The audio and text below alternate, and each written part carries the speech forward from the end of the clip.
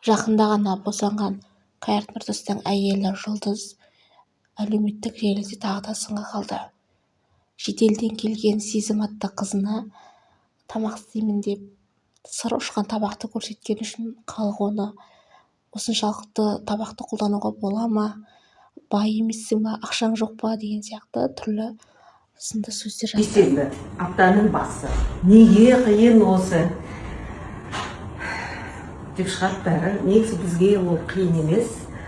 Қазір каникул, балалар үйде, оның үстіне Сезім келгелі. Біздің қазан всегда қайнап тұрады. Осылай бардак постоянно болады. Неге десеңіз, ол Англияда қазақша кухняны қатты сағынып келді. Ол жақта енді білесіздер, ет қымбат, жалпы өмір сүру ол жақта қымбат, арзан емес. Ойбай, Рабиюшка, кім? Хан, Рабиюшаға бар.